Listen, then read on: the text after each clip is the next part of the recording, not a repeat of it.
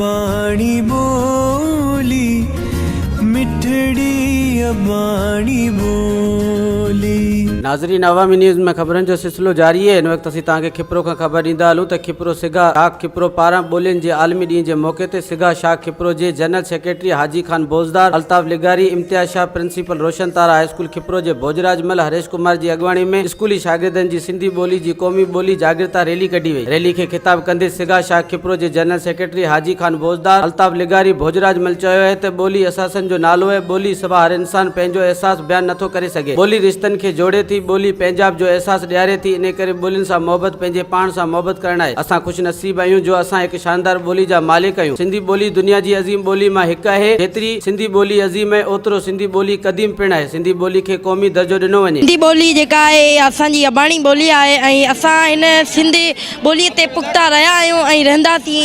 सिंधी ॿोली असांजी पंहिंजी ॿोली आहे। ऐं असां जेको सेमिनार बि कयो स्कूल में ऐं उते असांजा मुख़्तलिफ़ दोस्त असां वटि आया हुआ। ऐं सिंध ग्रेजुएट एसोसिएशन जो बि शुक्रगुज़ार आहियां जिन असांखे ॿुधायो की सिंधी ॿोली ते हिकिड़ो प्रोग्राम कयो वञे। असां हिकिड़ी खिपरे शहर में हिकु रैली कढी आहे।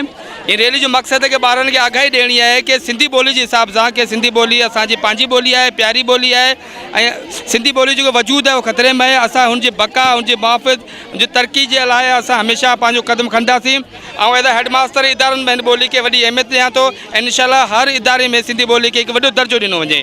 तव्हां ॾिठो त तव्हां स्कूल में बि तमामु घणो सुठे तरीक़े सां ॼाणो मल्हायो। जीअं त तव्हां ॾिसी रहिया आहियो, अॼु असां पंहिंजे स्कूल मां रैली कढी रहिया आहियूं। चो मेन चौक ते असीं बीठा आहियूं। असीं चऊं था त सिंधी ॿोली असांजी तमामु घणी अहम ॿोली आहे। असांखे किथे बि स्कूल, किथे बि हर किथे असांखे सिंधी ॿोली ॻाल्हाइणु घुरिजे। असां हर स्कूल खां, हर ॿार खां गुज़ारिश करूं था त हर स्कूल में सिंधी ॿोली ॻाल्हाए वञे, सिंधी ॿोली पढ़ाई वञे। सिंधी ॿोली ज़िंदाबाद। रैली कढी आहे। इन जो मक़सदु सिंधी ॿोली खे क़ौमी ॿोली जो दर्जो करार ॾिनो वञे।